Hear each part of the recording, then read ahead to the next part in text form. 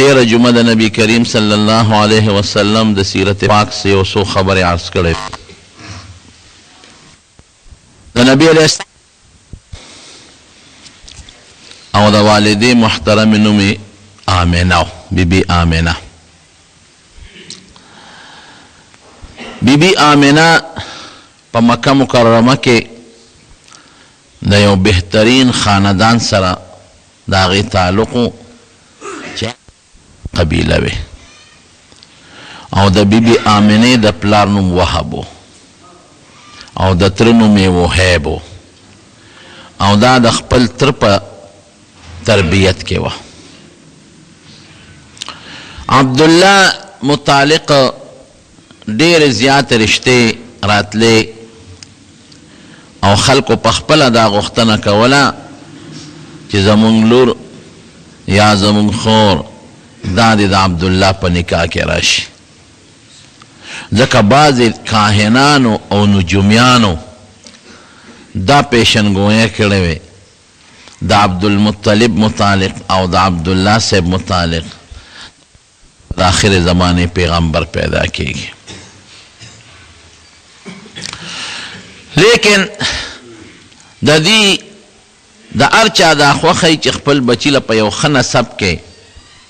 او د یو هوښیارې بیبي او خشته بیبي سره نکاح وکړي.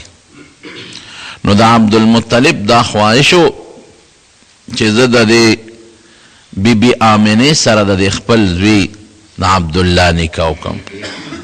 او مغسې وشوه. بیبي آمنه د وهب لور د وهیب د تره په تربیت کې وه، دوی غوښتله تره ورته ورکړه.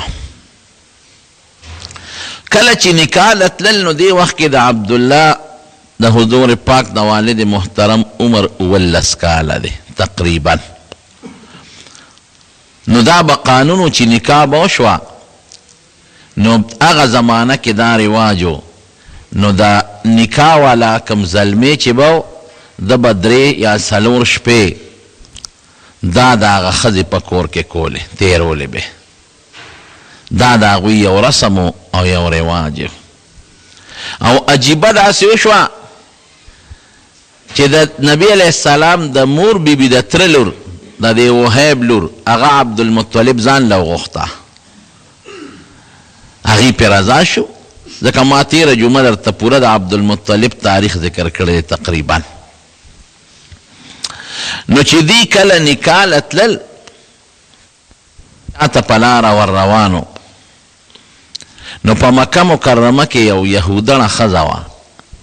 او څوک کوي کاهنه وه. نو دواړه به هم به یهودنه و هم د کهانت دا علم ورسره و. نو دا اتفاقا په لاره باندې ولاړه وه. نو عبدالله صاحب یې ولیده. نو چې دې څنګه ولیده نو دله دعوت ورکړه د ګناه چې مونږ کره راشه. نو عبدالله ورته انکار وکړ او یو 2 شعرونه ورته وی معنی دا ده چې حلال خلق او پاک خلق ګناه نه کوي او پاک خلق د خپل ځان دپاره د پاکو انتخاب کوي. داسې یو 2 شعرونه ورته ووی او زه ګناه نه کوم ناروا نه کوم او عبدالله صاحب ته نیغ تېر شو. عبدالمطلب ځان سره کسان بوتلی دی مخکې تلی او د بیبي آمنې سره د عبدالله صاحب نکاح وکړه او کم چې د بیبي آمنې ترو وهیب د هغه لور سره خپله نکاح وکړه. دواړه نکاحونه په یو ورځ شو. نو د دې د زول رسم مطابق عبدالله 3 شپې دا د سخر په کور باندې تېرې کړې. دا د هغې رسم و، د نکاح نه پس به دا پاته کېدل. نو چې 3 ورځې پس په لاره د عبدالله را روان دی نو هغه ښځه چې مخکې پتلو کې د ګناه دعوت ورکړی هغه ورته دروازه کې ولاړه وه. نو عبدالله له اواز ورکړ. نو چې عبدالله ته وکتل وی چته تللی وی؟ وی زه تللی او د وهب لور د آمنې سره مې نکاح شوه. وی ښه غوږ کېږده، وی زه څه پلیته ښځه نه یم ګورې او نه زه زناکاره ښځه یم. ته چې په لاره تلې نو ستا په دې تندي کې ما د آخرې زمانې د پیغمبر د پیغمبرۍ رڼا صحیح کړه. د خپل کهانت او د خپل علم په بنیاد ما ستا تندې معلوم که چې په دې تندي کې یو داسې نورانیت او رڼا پرته ده چې هغه نورانیت او رڼا به د آخر زمانې د پیغمبر په شکل کې پیدا کیږي. نو ما وی چې دا رڼا به تا نه زه ځان ته راکاږم او دا د آخر زمانې پیغمبر به زمانه پیدا شي. خو اوس مې د زناکاره نیم دا مې دیله دا دعوت ترکه. خو اوس هغه رڼا ستا نه د وهب لور آمنې راښکلې د ضرورت مې دته نشته. هغه وی زم ګناه نه کوم. د نبی علیه السلام د پیدایش نه مخکې داسې نښې نښانې ځلنده ښکارېدې. څه درته ما تېره جمعه ویلې دي. بیبي آمنه وی په ښځو باندې چې د حمل په زمانه کې د امید په زمانه کې کم تکلیف تېرېږي وی ما دا تکلیف نه دی محسوس کړی،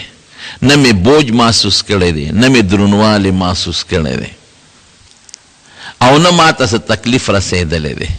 او داسې عجیبه زمانه وه چې یو ځل زه په کټ کې خوب د شپې نه راته اوړېدم راوړېدم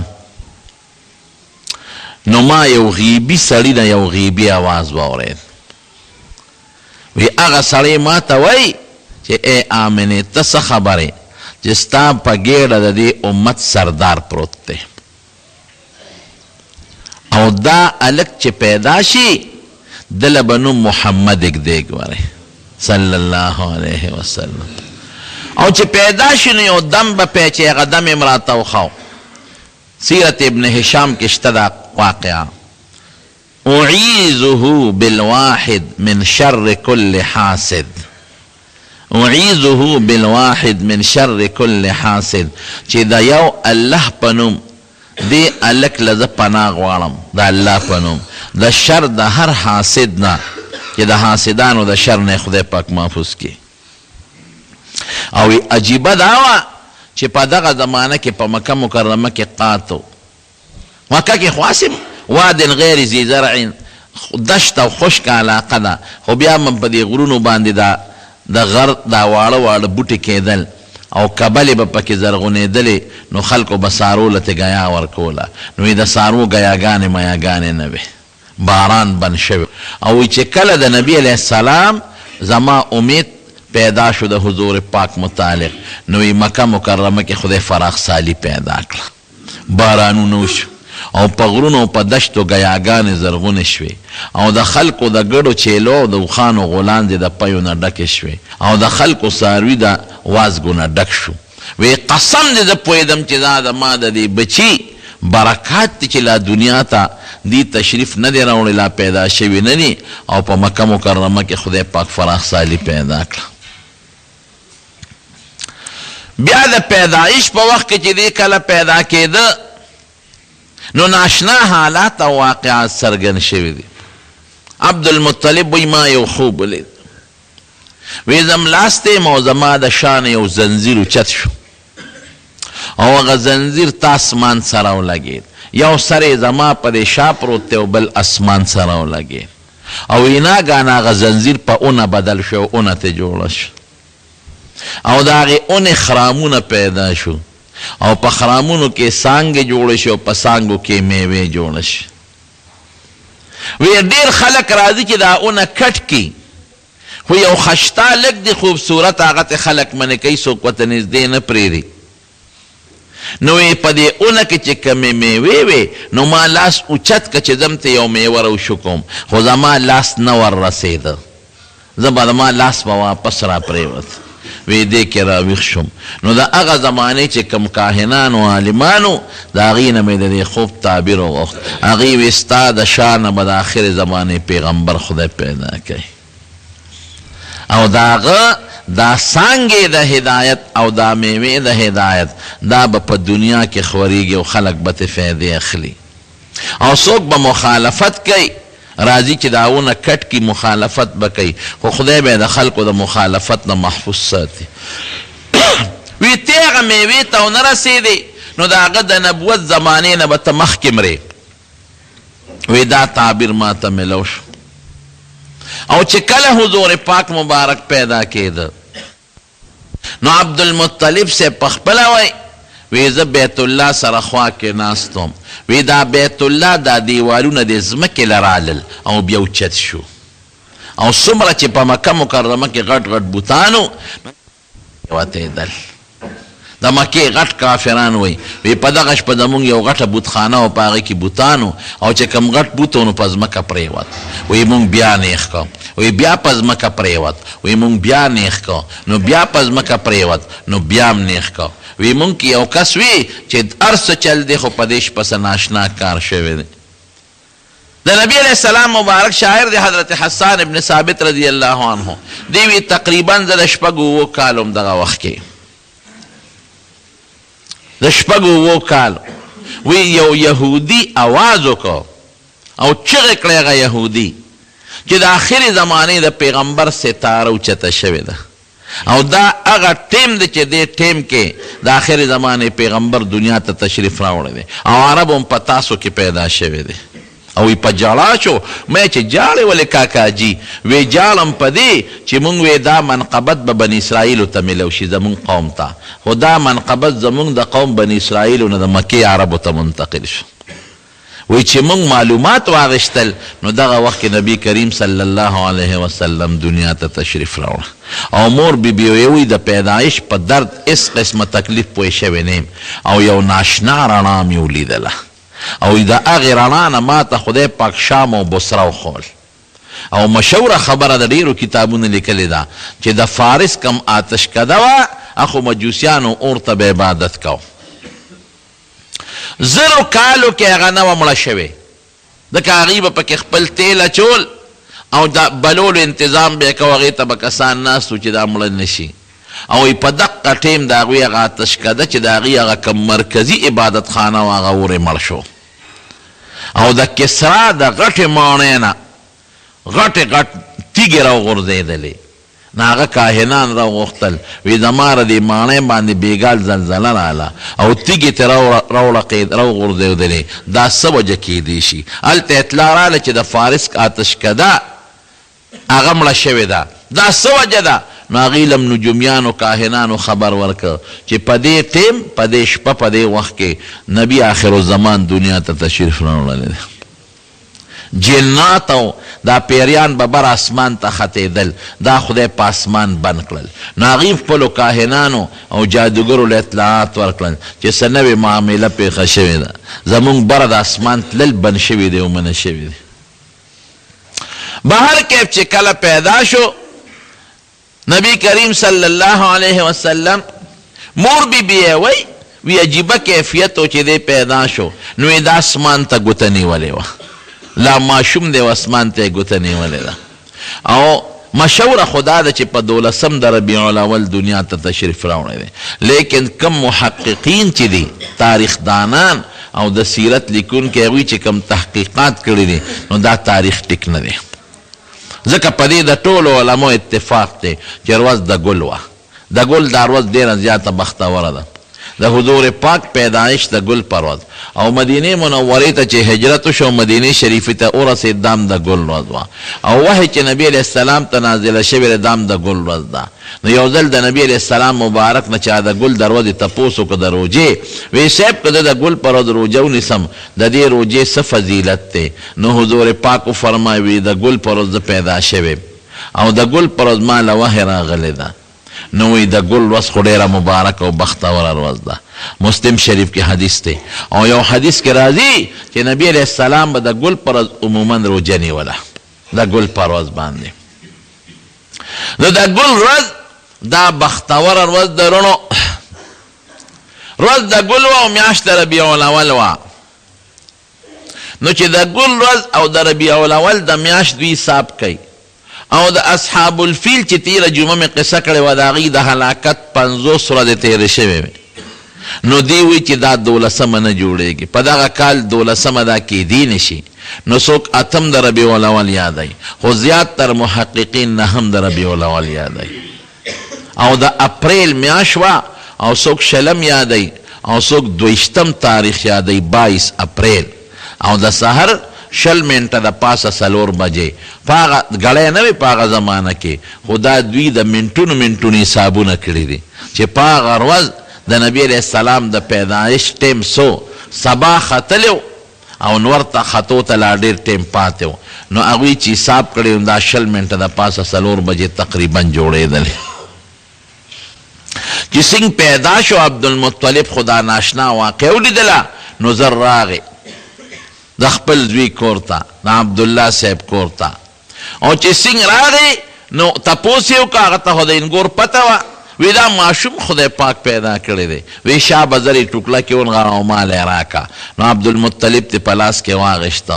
او اوچت یې که ولاړ وی زه په ده لومبې د بیت الله طواف کوم نو د بیت الله نه یې پې طواف وکړه والد محترم یې د پیدایش نه مخکې وفات شوی ځکه چې هغه په یو تجارتي سفر کې تللی و مدینې منورې ته او په مدینه منوره کې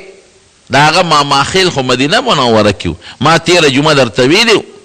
چې د هاشم ښځه د عبدالمطلب مور دا د مدینې منورې و سلما یې نوم نو دې هلته و بیمار شو په بیمارۍ کې بیا وفات شو او په مدینه منوره کې دفنم شو نو عبدالمطلب ته چې پته ولګېده نو هغه ویې ورېږه ردې زه معلومات کوم نو د ده یو زوی حارث یې نوم یې هغې ولېږه مدینې ته وی ته بچې لاړ شو ما له معلومات والا د قافلې والا خو وایي چې عبدالله وفات شوی دی چې لاړ او معلومات یې واغېشتل هغې ورته وی او عبدالله وفات شوی دی او مونږ یې د بیمارۍ علاج یې مونږ خو جوړ نه شو او بیا هم دلته په مدینه شریفه کې دفن کړی دی کالو په عمر کې د حضور پاک والد صاحب واده کړی او دا 13 کالو په عمر کې تقریبا وفات شوی دی نو حضور پاک د پلار د وفات نه پس الله دنیا ته راولېږه دې کې یو حکمت دی هغه درته لږ ساعت پس وی لومبې پی ول خپلې مور ورکړل بیبي آمنې او بیا د ابولهب یو وینځه وه سویبه هغې ول یو څو ورځې پی ورکړل او ابولهب د نبی علیہ السلام ترو دی سویبې ابولهب ته زیرم ورکه چې مبارک دی ستا د هغه مړ رور عبدالله زوی پیدا شوی دی نو ابولهب د نبی علیہ السلام د پیدایش په خوشحالی کې هغه سویبه آزاده کړه وی تا مال د مړ رور د زوی د پیدایش خبر راکه نو په دې خوشحالی کې مې آزاده کړې نو په بخاري شریف کې یو ټکی امام بخاری رحمت الله علیه ذکر کړی دی ناشنا چې ابولهب چا په خوب کې ولیده وی څه حال دی دی وی ډېر خطرناک حال مې دی ډېر د خدای په عذاب کې پروت یم شر حال مې دی ځکه د پیغمبر علیه السلام لوی دشمن لومبې دی او په نبی علیه السلام د کاڼي غزار لومبې دی ابولهب کړی دی وی ډېر خراب حال مې دی او شر حال مې دی خو وی چې ما نبی علیه السلام د پیدایش په خوشحالی کې سویبه آزاده کړې ده چې هغې ما اطلاع راکړه وی د هغې په سبب الله زما په دې قټه ګوته کې پی پیدا کوي نو وی هغه زه دلته کې روم هغه زه دلته اوس کم نو دا د حضور پاک لوی شان دی ګورې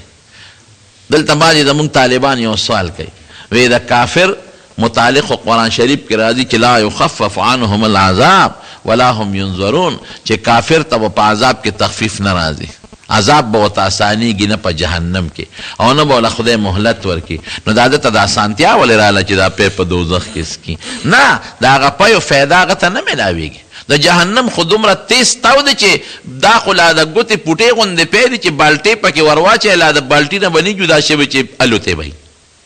دله فایده نه ورکوي خو د نبي علیه السلام لوی شان ته معلومیږي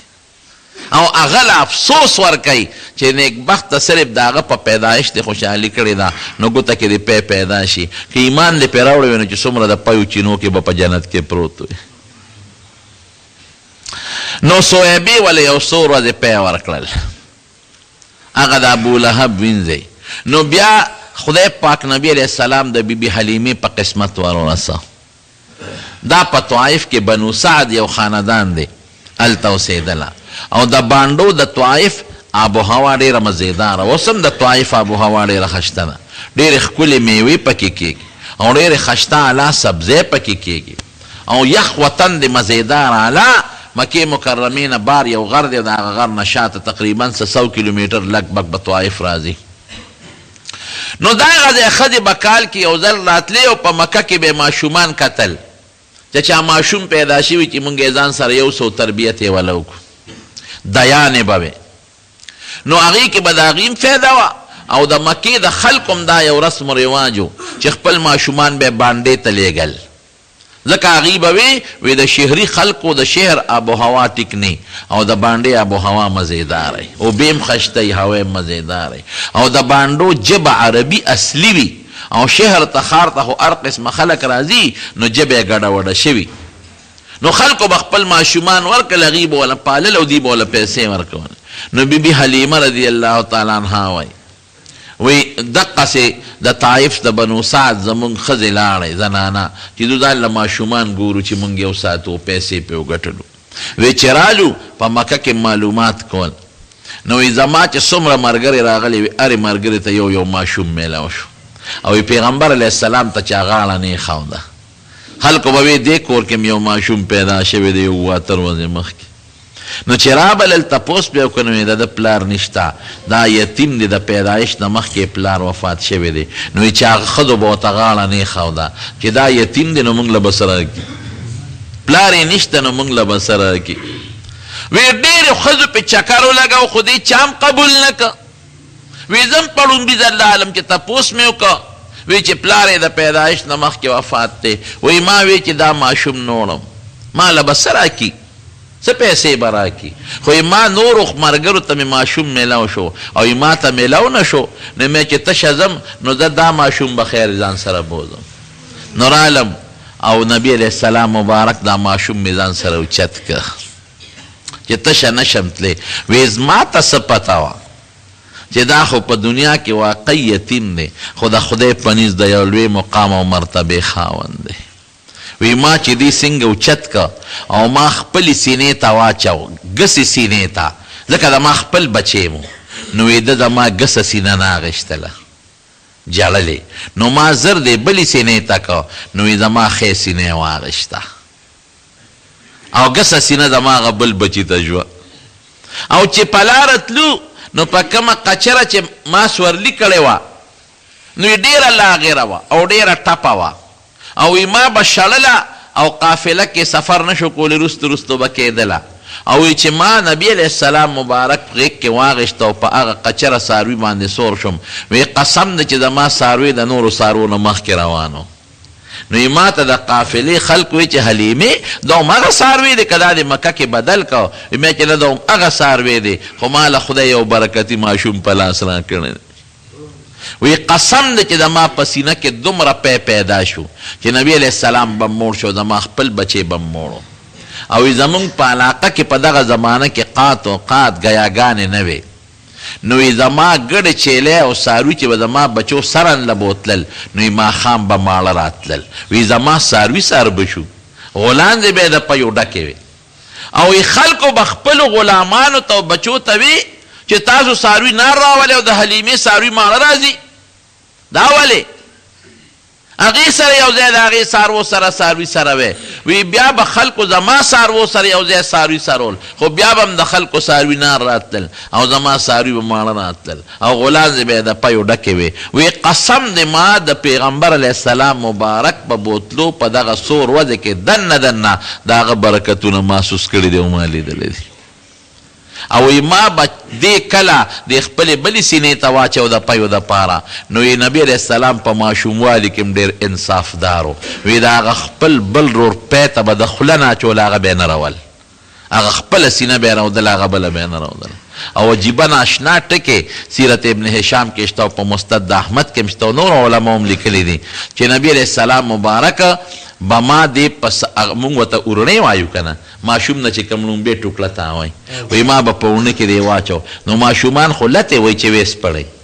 او ځان نه هغه ټوکله غورځوي وی یقین وکړه چې ما به دې په اورڼۍ کې واچو او زه به رالم وی د ده نور وجود که به ښکاره شوی خو د نامه نه لاندې عورت به د همیشه پټو فرشتې به حفاظت کو د نبي علیه السلام مبارک وی زر زر به لوېده په میاشت کې د هفتې برابر چې بل ماشوم هفته کې څومره نشونما کوي دی به په ورځ کې هغسې نشونما کول او چې بل ماشوم میاشت کې څومره لویږي هفته کې به هغه څه لویده او چې بل ماشوم په کال کې څومره لویږي نو په میاشت کې به هغه مره ترقي نبي علیه السلام مبارک کوله او وجود یې طاقتمن و وی د نورو وروڼو خویندو سره به یې لوبې کولې یو خور یې وه شیما یې نوم و دا د رضایي خور یې وه د بیبي حلیمې خپله لور وه نو یو ځل یې نبي علیه السلام بوتلی نو بیبي حلیمې وی چې د ما په لکې د نبي علیه السلام ډېر لوی قدر و ځکه ما ته هغه برکتونه معلومېدل ما کره غله فراخه شوه زه په خېټه مړه شوم زما بچي په خېټه ماړه شو زما څاروي ډېرېدل برکتونه پکې پیدا شو نو وایي چې زه به ډېر د خپلو بچو نه به مې د نبي علیه السلام ډېر خیال ساته نو یو ځل یې په غرمه کې زما د لور شیما نبي علیه السلام ایستی و نو زه ورپسې بار ووتم چې دا ماشوم دی په دې تو کې ولې ایستی دی د عربو نور لږ تیزي ډېر تیزي چې دا دی ولې په دې نور کې ایستلی دی نو وایي چې اوس هغې زما لور شیما نبي علیه السلام رانیولی دی او راولي یې د ګوتې نه هم دومره عمر نه وه د ګوتې نه یې نیولی دی وی ما هغه خپلې لور ته غوسه وکړه چې تا ته ما نه وي چې دا ماشوم به د نور نه ساتې تا ولې په نور کې په غرمه کې بار ایستلی دی وی ما ته وی چې راشه مورې ناشنا ټکې درته ښیم څنګه دی وی د باندې نور نه لګي اوریاس پې د پاسئ او چې دی کم خوازي د اوریاز ورسره روان یې هغه سورې پې د پاسئ راشه وګوره دا د نور دی او د نور د پاسه په د سورې دی وی دا د نبی علیه السلام مبارک د ماشوموالي برکتونه ما لیدلي وی یو ځل 2 کاله چې مو له پی ورکړل نو ما دې راوست خپلې مور بیبي له چې مور ته یې حواله کوم ویله مې نو خو قانون به دا و چې 2 کاله به د ماشوم ساته زیات پرې نه ساته نو چې مې راوست نو په مکه مکرمه کې وبا وه طاعون بیماري وه نو ما ته مور ته مې ولی وی چې دا ماشوم دی زما خو نه کېږي او مکه کې وبا ده نو که دې خوښی خیر دې ما له پیسې مه راکوه اجرت مه راکوه دې به زه واپس بوځم وی مور یې راته وی چې او دلته وبا داسې نه بیماري ورته ونه لګي واپس یې بوله وی ډېر زیات پې خوشحاله شم نو بیا مې بوته نو 2 کاله را سره زیاتي عمر یې تېر که 4 کاله یې دې سره تېر کړي دي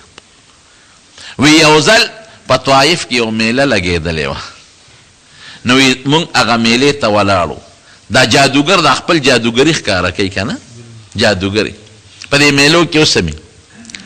نو وی زه هغه میلې ته هغه جادوګر لګیا د خپل کرتبونه ښکاره کوي او زه ورته ولاړ او نبي علیه السلام ما سره خوا کې ولاړ دی وی دې کې د هغه جادوګر په پیغمبر علیه السلام نظر شو وی چې څنګه یې پې نظر شو وی د جادوګر چغې کړې چې دا ماشوم مړ کې دا ختم کې د دې ماشوم د وجې نه به زمونږ د پلار نیکه دین ختمیږي الی دې مړ کې وی ما نبی علیه السلام ځان ته رانږدې کو او جادوګر ته مې غوسه وکړه چې د خدای دې بې خباسه زما بچې وجنې ته خو رانږدې شه څوک خو زما زوی ته رانږدې شي خو ماشوم له خو د چا لاس نه ورځي یاره وی زه پوه شم برکتونه خو مې لیدل او اتفاق دا وی چې په قافله کې کله زه روانم وی نبي علیه السلام ما سره دی هغه زمانه کې دا کهانت ډېر زیات و سحر او کهانت دا به یو جند و خلکو به په دې ساحرانو کاهنانو علاجونه کول لکه اوس بعضې خلک په دې تعویذونو پسې ګرځي یا څوک په دمونو پسې ګرځي اوس حکیمان او ډاکټران ډېر زیات دي هغه زمانه کې خو ډاکټري نه وه حکمت به خو خلک به په دې کاهنانو نجومیانو پسې ډېر ګرځېدل نو کهانت او د نجوم ډېر لوی دور و نو په دې قافله کې یو نجومي او کاهن و وی چې نبي علیه السلام له ما پی ورکول دا مخ ښکاره شو نو هغه ورته وکتل وی ما ته وی چې د دې ماشوم څه نوم دی وی ما ورته وی چې د نوم محمد دی صلی الله علیه وسلم د ده د پلار څه نوم دی نو ما ورته د خپل خاوند نوم واغېسته چې پلار یې دا دی ولاړ دی او دی نوم دی حارث او ما ته وی چې د مور یې څه نوم دی وی ما ورته وی چې دی مور یې زما نوم آمنه دی وی ما ته هغه نجومي وی چې کله دې ماشوم د پلار نوم عبدالله وی او دې وخت کې مړ وی جمدې نه وی او د مور نوم یې آمنه وي. دا اوس ما لاله وجه مې خو ته وایه چې دی پلار دی جمدی دی نوم دی حارث ولوخم او ته وایه زه مور یم او نوم ستا حلیمه دی نو دا په شک کې دی واچولم. وی ما ورته وایي چې ولې دی وجه وی د دې ماشوم شکل د آخر زمانې د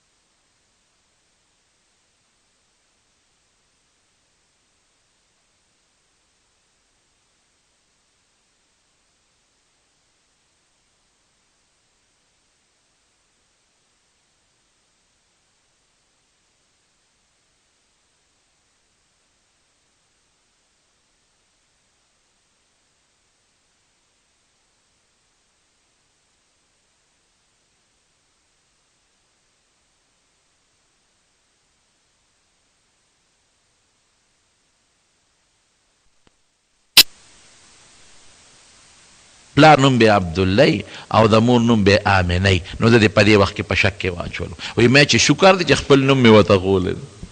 او دا خپل پلار مې ورته ښوولی دی دا خپل خاوند مې ورته ښوولی دی. وی یو ځل زما خپل ماشومان وروڼه خویندې په منډه رالل. وی ما ته وی چې مورې هغه زمونږ قریشي رور خو چا مړ که. وی بس په ما هیبت راغی. ما چې دا خو لانجه پیښه شو. نجومیان او کاهنان او یهودیان خو د متعلق اطلاعات او خبرې ورکوي او مسله پیښه شو. وی ما چې ولې وی چې هلته مونږ لوبې کولې او یو څو کسان رالل او چړې یې راوویستې او په سینه کې یې ولې وټومبلې. وی بس ما چغې جوړې کړې. خاوند ته مې وی سړیاله راشه. وی منډې م کړه چې راشه مونږ ته ځای وښایه. وی هغوی ماشومان را سره و. وی هغه ځای له یې بوتلو. وی چې هلته سینګ ورسېدو کتل وی نبي علیه السلام دقسې یک تنها ولاړ دی او شین ګوشین هېڅوک نشته نه پې د وینې اثر شته او نه څه د چړې چاکو داغ شته. زر مې وکته او یې روچت مې که او سینې پورې مې ونیوه او کور ته مې راوسته. ویرېدم. وی ما ته مې خاوند وی چې دا به چېته پیریان میریان او یا چېته بل څه شی به و د غیب و سالم به. دا څادر ګردي خدای مو بخښه جومات کې زمونږ بره کار شروع دی. نو تاسو ته ما مخکې الحمدلله کار زمونږ تقریبا ډېر وشو لږ پاتې دی پلسترې شروع دي. نو زړه د اخلاص نه مدد وکړئ ښه تعاون وکړئ ورسره. ځکه ما تاسو ته ویلو چې مونږ عامه چنده نه غواړو او نه چا تر چندې وایو نه چا نه غواړو. بس دا چې خدای پاک د چا په لاس کې دا کار کړي نو د هغوی نه خدای پاک به دا انشاءالله دا کار اخلي. بهر کیف وی شین ګوشین ولاړو کور ته مې راوستو. چې مې کور ته راوست او کله نبي علیه السلام یو پوټی قلار شو نو ما ترې تپوس وکړ بچې څه چل وی راته وی چې مورې هغې بیبي حلیمې ته به یې مور وی رالل وی هغه یو ابل نه تپوس کړي چې دا هلک دی هغه ورته وی هم دا هلک دی وی زه یې ونیولم او وی چړې چاقینچانې چاکوان ورسره و هغه یې راوویستل او ما ته وی چې بچې مه یېرېږه تا نه به خدای د دې امت مشر او سردار جوړوي تسلي راکړه او دې ځای کې د دې سینې د دې قوتې نه تر د دې نامه پورې د دې خېټې پورې دا ځای رالوشلو او زه په دړ نیم پېښ شوی او بیا زما د دې وجود نه نبي علیه السلام وروستو دا قصه بیا کړې ده دا یې وروستو قصه کړی خو که لا ماشوم دی پوهېږي نه زما د دې وجود نه یې زما زړه راوویسته او ځان سره د زمزم اوبه راوړې وې حضور پاک به وروسته وی چې دا زما ماشوموالي کې کوم قصه در شوي سینه شلیدلې شوې وه وی چړې چاکوان او سامان ټول د جنت او اوبه زمزم وې نو زما زړه یې پې ووینځه او د زړه سره داسې پوټینۍ غوندې غوښه وه وی هغه یې تیو شو کوله اخ یې وغورځوله وی هغه یو دی بل ته وایي چې دا د انسان زړه سره د شیطان د ناستې جالی چې دا ترې ختمه کړو او بیا یو کاسه وه چې هغه د سرو زرو وه او هغه د علم او د حکمت نه ډکه وه هغه کاسه زما په دې زړه کې ورواړوله او زما رګونه پې ډک شو او بیا ورسره یو مهر و زما په زړه د پاسې هغه مهر ولګو او بیا زما هغه غوښه یو ځای کړه او لاس یې پرې راښ که واپس ټیک شو دا څلور کرته دا شق قصه در شوی دی یو وخت بیبي حلیمې کره او نبي علیه السلام تقریبا د څلورو کالو چې دا واقع پیښه ده او بل ځل د لسو کالو عمر ته چې نبي علیه السلام ورسېد نو دا بیا شوې ده او بل ځل چې نبي علیه السلام ته کله نبوت میلاوېده په غار حرا کې دا بیا شوې ده او بل ځل چې نبي علیه السلام مبارک کله معراج ته بر اسمانونو ته نو دا واقع بیا شوې ده څلور ځله دا د سینې اپریشن د نبي علیه السلام مبارک شوې ده بیبي حلیمه وی پې ویارېدم وی ما وی چې یاره باس او په دې لږ دا څه مسله ده او چې ته پیریان دی او که څه شی دی هسې نه واقعي دی لږ ته څوک نقصان ونه رسوي نو څلور کاله چې پوره شو نو مور لی راوست نو مور ته مې وله وی ټوله قصه وکړه نو مور یې وخندل وی نه یریږه ما د دې ماشوم ډیر عجیبه حالات لیدلی دي زما دا د پیریانو خبره نه ده زما د دې بچي به ډېر لوی شاني انشاءالله العزیز هغه بیبي حلیمه بیا څه شوه نبي علیه السلام مبارک چې مدینې منورې ته هجرت وکړ نو دا بیا مدینې منورې ته راغلی ده یو صحابي وی نبي علیه السلام یو ځل ناستو په څادر باندې نو یو بوډۍ ښځه راغله نو پیغمبر علیه السلام مبارک ورته د خپل ځای نه پاڅېده او هغه یې د مټه ونیوله او په خپل څادر باندې یې کېنوله او ډېرې خوږې خبرې یې ورسره کولې او مورې مورې لفظ به یې ورته وی چې خبره به یې کوله نو مورې مورې نو چې دا زنانه بیا لاړه نو ما د چا نه تپوس وکړو چې دا ښځه څوک و چې نبي علیه السلام یې دونه قدر وکړو پاڅېد ورته او په څادر یې کېنولو مور مور ورته وی هغې وي چې دا هغه ښځه ده چې نبي علیه السلام له پی ورکړي دي بیبي حلیمه رضی الله تعالی عنها او د مدینې منورې چې کوم قبرستان د جنت البقی ورته وایي په هغې کې دفن د هغې کې قبر هم دی هغه خورې چې وه شیما چې کله د حنین او د اوتاس غزا وشوه او قیدیان پکې گرفتار شو نو دا هم پکې گرفتار شوه نو په زرګونو قیدیانو نو دې شیما صحابو ته وی چې زه خو ستاسو د پیغمبر خور یم نو نبی علیه السلام ته چاله وی صاحب په دې قیدیانو کې یو جینۍ ده او هغه وی چې زه ستاسو د پیغمبر خور یم نو نبی علیه السلام مبارک پوه شو وی اواز کوي دې جینۍ ته راولی نو چې یې راوسته وی ته زما څنګه خور یې ته زما د خوروالی دعوه کوې وی زما نوم شیما دی او زه د بیبي حلیمې لور یم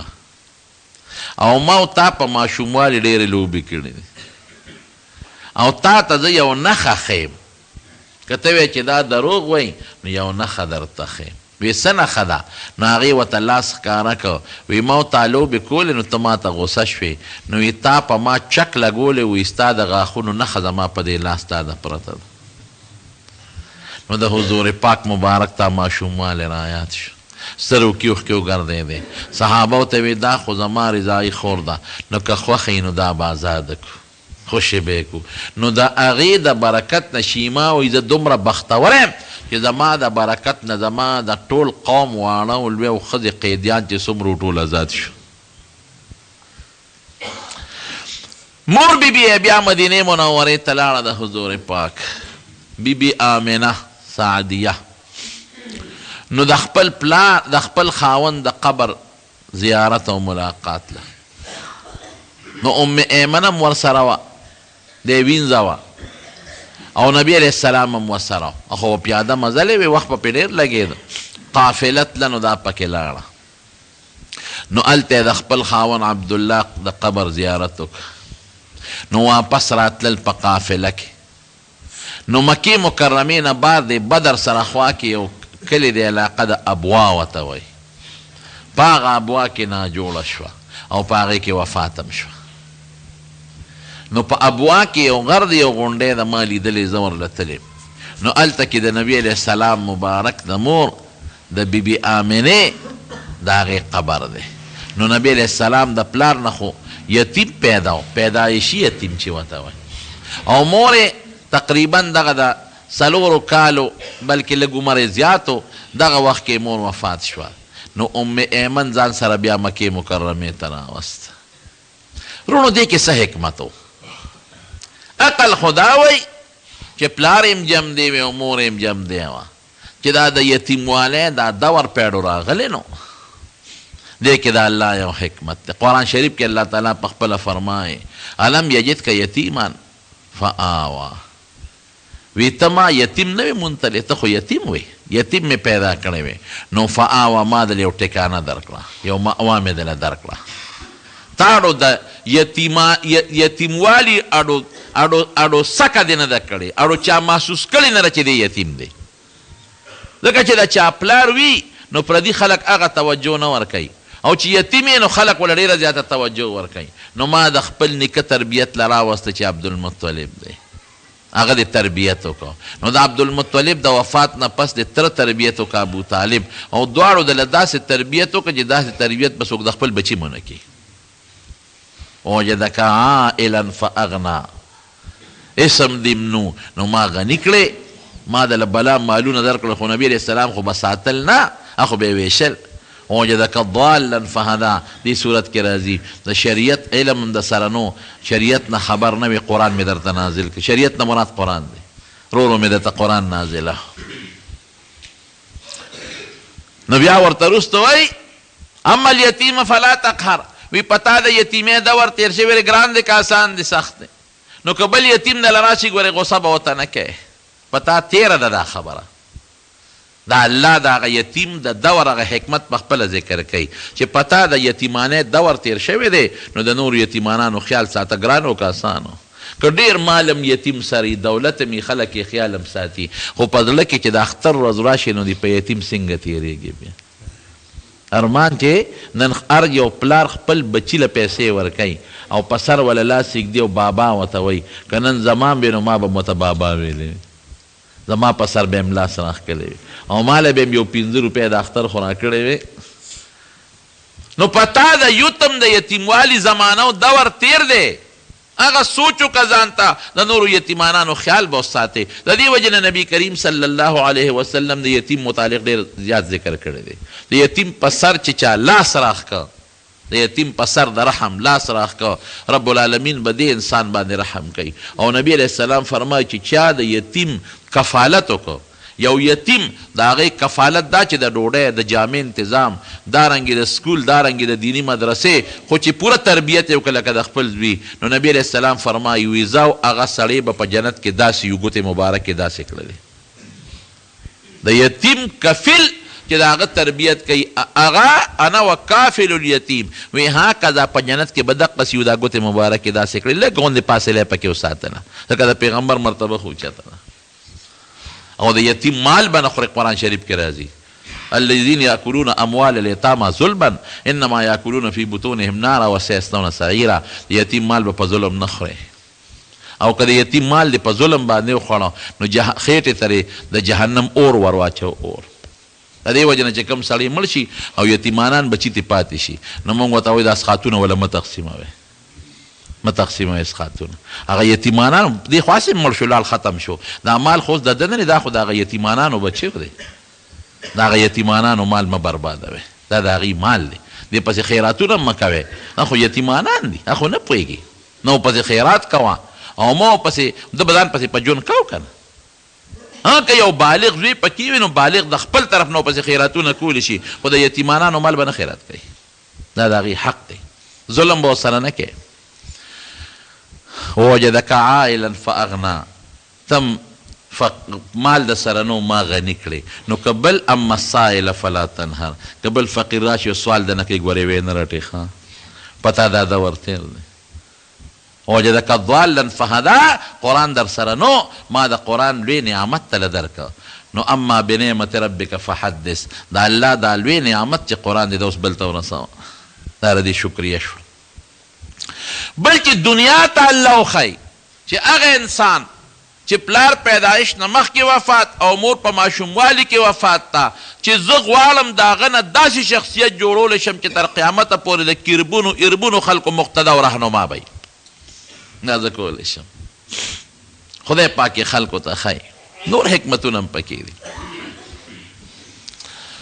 بهر کې تربیت نیکو که او ډېر ناشنا طریقې سره تربیت پې کوو. یو ځل سترګې خوږ وې، سیرت ابن هشام کې شته چې سترګې خوږ وې نو عبدالمطلب صاحب وایي په عربو کې یو دمګر یو کاهن و، وی هغه له مې بوته چې زما دا یتیم بچی دی او سترګې خوږ دي، ده باندې دم واچوه. او عجیبه وی دا وه چې هغه کاهن ته مې ور ډباو نو نه راوته، ور مې ډباو او د نبي هم دا سترګې کلکې خوږ وې نو نه راوته. وی دې کې زلزله شوه، وی چې یو ځواک وشو وی هغه کاهن په یو منډه دروازه کوله وکړه او بار راووته. وی ما ورته وی ما ته خو د خپل نصیب برکت معلوم و، وی ما ورته وی چې زلزله ده، وی ما چې زلزله به یا ویاني خو زما د دې بچي شان ما ته معلوم دی. دې سترګې خوږ وي نو ما وله تره ایستې و ور مې ډبه ورته نه راوتې نو خدای در باندې جلق راوسته او په خپله یې وله راوویستې. وی چې دا ټکې مې وی او هغه زما د یونیورسټي ته وکتل چې څه چل دی پې، وی ما ورته چې سترګې خوږ دي، وی چې دارو خو ده سره خپله پراته دي. وی مې چې څه دارو دي، وی د حضور پاک د خولې مبارکې نه یې لاړې راوویستې او د نبي علیه السلام په سترګو یې پورې کړې، وی زه اوس به ټیکي، وی قپا قسات یې سترګې ټیک شوې چې د دې ماشوم خوله کې دارو پراته دي. لاړې د ده لاړې او دا حقیقت هم دی. حضرت علي رضی الله عنه په خیبر کې یو قلا و ډېره سخته وه، ډېرې قلاګانې فتح شو، دغه قلا نه فتح کېده. نو نبی علیه السلام مبارک د شپې نه وی سار له به دا قلا الله د هغه چا په لاس فتح کوي چې د هغه سره به د خدای مینه او د ده به خدای سره مینه وي. جنډه به هغه له ورکوم سار وختي. نو صحابه وی موږ ټول د نبی علیه السلام مخکې تېرېدو چې ماله به جنډه راکړي، بل وی ماله به راکړي، بل وی ماله به راکړي، ځکه چې دا هغه په لاس به فتم کېږي او ده سره به د خدای مینه وي او د ده به خدای سره مینه وي. دا صفت بچا کی نو چې یو هر یو تېرېده چې ما ته به آواز وکړي. وی نبي علیه السلام آواز وکړه چې این علي ابن ابي طالب. علي څه شو؟ د ابو طالب زوی. موږ وایي چې صاحب سترګې خوږ دي، وی ورشه آواز کوې ورته. نو علي صاحب هم راوغوښته. نو چې راوغوښته حضرت علي صاحب فرمایي د ما آشوب چشم و سترګو نه مې دا اوښکې بهېدلې او سترګې مې تکې سرې وې. وی نبي علیه السلام مبارکه دا سترګې دم کړې او لاړې مبارکې پرې رالتو کړې، وی ټیک ټاک شوې. وی جنډه راکړه چې ورځه خدای پاک د هغه په لاس فتح راوسته. او یا د هجرت موقع حضرت ابوبکر صدیق رضی الله عنه چې مار وچیچه نو نبی علیه السلام خپلې لاړې مبارکې د هغه ځای نه تاو کړې نو ټیک نه شو، په اساس ټیک شو، برابر شو. یا داسې نور ډېر واقعات شته چې حضور پاک به پې دم اچو او دم سره به یې د خولې نه ورته نری نری لاړې توکلې نو خدای به پکې شفا ورکوله. وی سترګې ټیک ټاک شي. یو ځل باران نه کېده نو عربو عبدالمطلب لرال چې ته د بیت الله مشر او د زمزم د اوبو مشر نو ته راشه څه چل وکړه باران نه کېږي چې خدای ته سوال وکړو نو ابو طالب صاحب ورېږه ما سره انتظام شته که نه نو نبی علیه السلام مبارک یې راوویسته دی خو ماشوم ابو طالب صاحب ساته وی دا ماشوم الله ډېر برکتي دی خدای را دې ماشوم په دې سپین مخ د نه سوال کو چې په موږ باران وکړه وی ورځ راله او ګلز ګلز وشو او پاسات باندې باران وشو وابیض یستسقى الغمام بوجهه بخاری کې راځي وابیض یستسقى الغمام بوجهه سمال الیتامى عصمة للارامل وی خشتخ کل سپین مخ دی او خلق چې باران غواړي د په دې مخ باران غواړي په ماشوموالي کې وی خدای پاک باران وکړه بهر کیف نور حالات هم دي انشاءالله مقونو آینده جمعه کې به درته بیان کړو نو د نبی کریم صلی الله علیه وسلم د ولادت مبارک دا میاشت رونه موږ به په دې کې څه کوو نو دې میاشت کې څه داسې خاص اعمال نشته چې موږ د هغه یو خاص عمل وکړو هېڅ داسې خاص عمل نشته که څوک خیرات کوي دې میاشت کې هم کولی شي او بله کې هم کولی شي د خیرات دپاره څه ضرورت دی او د میاشتې تخصیص نشته خو دې وخت کې خلکو ته لکه سړي پلار مړي او کال پسې هغه د کلیز هغه ورځ راشي نو خلکو ته د پلار هغه ورځ را یاد شي چې په دې ورځ مې پلار مړو په دې میاشت کې نو خلک خیرات وکړي نو په دې وجه په دې میاشت کې د نبي علیه السلام حالات خلکو ته رامخکې چې علما بیان کړي خلکو ته پته ولګي نو یاره راشه دا میاشت او بل میاشت د برکت میاشت هم ده نو راشه میاشت هم د برکت ده او د نبي علیه السلام مبارک د وفات هم ده نو خیرات به پکې وکړو نور څه خاص ورځ په شریعت کې دا حکم نشته چې په دې ورځ او په دې میاشت کې خیرات کوي او په دې کې مه کوئ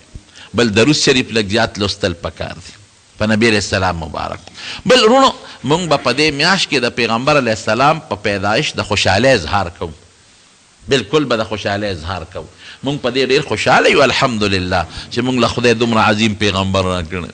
او موږ یې د هغه امتیان پیدا کړي او دا نبی علیه السلام په پیدایش خوشحالي عبادت دی ګورئ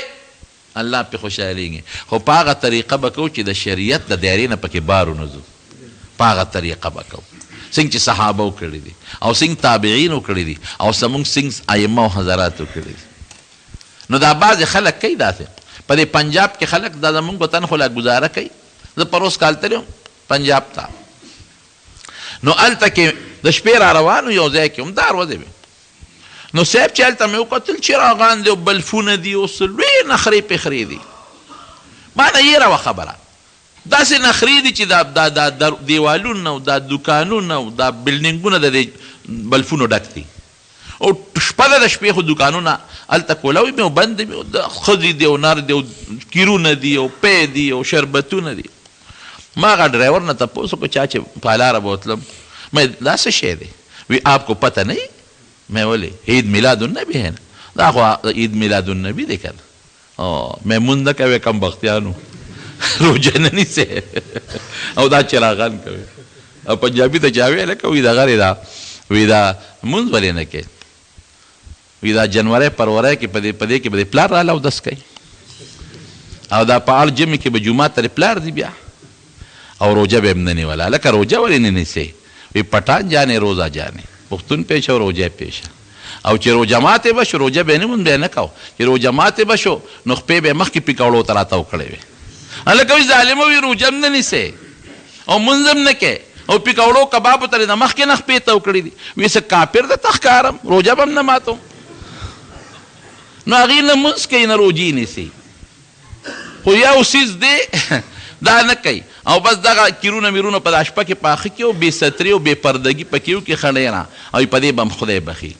یاد وساتئ زما وروڼو بخښنه او خدای ته نزدېکت دا د نبي علیه السلام د سنتو په تابعدارۍ کې ده حضور پاک دې له دنیا ته تشریف نه دی راوړی چې خلکو ته وایي زما په پیدایش خوشحالي وکړي او مونځ کوئ مروجې نیسئ او د سنتو تابعداري مه کوئ الله یطیع الله و اطیع الرسول د خدای او د رسول تابعداري به کوئ نو زمونږ جنت په دې کې دی د الله خوشحالي په دې کې ده چې ته د پیغمبر علیه السلام مبارک سیرت وورې هغسې لکم فی رسول الله اسوة حسنة ستا دپاره نیکه نمونه چې د هغه په شان نمونه ځانله جوړه کړې او که ستا شکل او ستا نمونه او ستا جامه او ستا کردار او ستا ولاړ او ناسته هر څه د انګریز په شانتې وي او صرف وی چې د نبی علیه السلام په پیدایش به زه چراغان هم کوم او جلوس به هم باسم او خوشحالي به هم کوم او لاسونه به هم پړقوم او چغې به هم پکې وام، نو په دې نه خلاصېږي، په دې هم خوشحالېږه ما. داسې هغه ځان له د زړه په زور خوشحالي راوستل دي. اصل جنت او اصل د خدای پاک ته نزدېکت او جنت حاصلول د نبی علیه السلام په کردار خپلولو ده، د نبی علیه السلام مبارک په سنتو عمل کې ده. او چې نبی علیه السلام د کوم څیز نه منې کړو چې د هغې نه موږ ځان وساتو. نو دا ما سیرت په دې بنیاد روان که چې یو خو ته پته مو لګي چې نبی علیه السلام څوک و. زموږ شیخ صاحب یو ځل خبره کوله، هغه وی یو ځل د لاهور کې چې ته دا د مخکې د معنې د غالبا چې د 1934-35 خبرې به غالبا هغه زمانه کې چې ته پرچه وه د جرنالیزم په هغې کې یو سوال راغلی و. نو هغې کې دا سوال راغلی و چې د نبي علیه السلام متعلق په هغه یو نوټ ولیکې د هغه په سیرت باندې. نو بیا هغه پرچه داسې جوابات خلکو لیکلي چې هغه بیا په اخباراتو پې کالمې لیکلی وې. نو چا پکې لیکلي چې دا په کشمیر کې پیدا شوی دی، چا لیکلي چې په مکه مکرمه کې یو مالداره کورنۍ کې پیدا شوی دی، چا لیکلي چې مکه مکرمه کې یو سیټ کره پیدا شو، 10م تعلیم په مکه کې حاصل کو او اعلی تعلیم دپاره اکسفورډ یونیورسټۍ ته تللی دی. دا زموږ د خپل پیغمبر تاریخ دی. او هغوی به وي په مدینه منوره کې یو بارټلا وکیل و او د ازاري مانسیری و. وی ما نه تپوس وکړه خوا کې ناست وم چې بچې څه کې؟ وی بچې زه خو 400 یم او دلته کې علم حاصل وم. وی ما ته وایي چې خلک سپومۍ ته وختل او ته زړی یادی. وی ما ورته چې کاکاجي هغه سپومۍ مې تا ته پرېښې ده، زه به هم دا د پیغمبر زاړه یادوم او ته پېچ او سپومۍ دې پېښه. وی بیا ما ته وی یاره وارې او تپوس ته نه کوم چې دا نبي علیه السلام د اکبر باچا زمانه کې تېر شوی دی، دا پته چاته نه لګي چې ته اکبر باچا او چې ته پیغمبر علیه السلام. نو وروڼو د خپل پیغمبر تاریخ نه ځان خبر کړئ. هغه قوم بهترین قوم دی چې کم قوم خپل مشر یېر نه کو او بیا د پیغمبر علیه السلام مبارک غوندې مشر خپل مشر او خپل زوړ تاریخ چې چا یېر کو، دا لاندې قوم دی، دا پریوتی قوم دی. زمونږ خفه کېږئ مه، خو نصاب تعلیم ډېر ګنده روان دی. زمونږ په نصاب تعلیم کې د نبي علیه السلام شان له هغه حیثیت نه دی ورکړی شوی کوم چې پکار دی. دا د اغیارو سوچ او فکر دی. ګنې زمونږ د اردو او د تاریخ په دې کتابونو کې اردو زده کې یا انګریزي زده کې، نو دا خو یو فرضي قصه چې دا مضمون نگار لیکي د اردو په کتابونو کې، نو دا اردو خو د پیغمبر علیه السلام مبارک په سیرت کې هم زده کیدی شي که نه. د حضور پاک سیرت داسې لغات پکې راوړه چې ماشوم پې پوه شي که نه، هغه لغات پکې زده کي. یا په د بل تاریخ ټیک ته جغرافیې ته ضرورت دی چې د خپل ملک د حالاتو نه خبر شي، لیکن تاریخ کې زه څه کوم په مغلیه دور او په بل دور او په بل، ما له څه فایده ده؟ په هغې کې د صحابه کرامو دور دی ولې زده نه کم، او په هغې کې د پیغمبر علیه السلام زمانه دی ولې زده نه کم. نو دا موږ دا مضمونونو ته دوی توجه نه ده ورکړې چې دا موږ د مسلمان قوم د خپل پیغمبر د تاریخ او د سیرت نه غافل او ناخبره پاتې شي. نو الله دې موږ له د نبي علیه السلام په نقش قدم تلل نصیب وګرځولی. رب العالمین دې موږ د پیغمبر علیه السلام مبارک تابعدار جوړ کړي او د هغوی اسوه حسنه دې خدای زموږ نصیب وګرځولی او د هغوی سره دې خدای په جنت کې ملګرتیا نصیبه کړي او د هغوی د مبارک لاس د حوض کوثر اوبه دې الله زموږ نصیب وګرځولی کړي. خدای دې د شیطان د نقش قدم نه وساتي، الله دې د فتنو مصیبتونو آفتونو پامن کې وساتي. زموږ دلته کې دا احسان حاجي صاحب احسان استاد صاحب دی کور والا وفات شوي وو، هغوی ته هم دعا وکړي چې رب العالمین مغفرت نصیب کړي، د آخرت لوی سفر الله د روښانتیا کړي. او محمد زمان زموږ د بدرخیلو نیمشادي رور وفات شو، هغوی ته هم دعا وکړئ چې الله مغفرت نصیب کړي. او کاکړو کې دا مشتاق صاحب د کور والا وفات شوي زموږ د لالاجي لور وه، هغوی ته هم دعا وکړئ چې خدای پاک مغفرت نصیب کړي. نور څومره مردگان وفات دي الله دې ټولو بخي او الله دې زموږ چې کوم مریضان دي په کورونو کې په هسپتالونو کې الله یې ټول له شفا ورکړي. الله ته زموږ نه راضي شي. خدای زنقدن وخت کې په خولې دا کلمه نصیب کړي چې لا اله الا الله محمد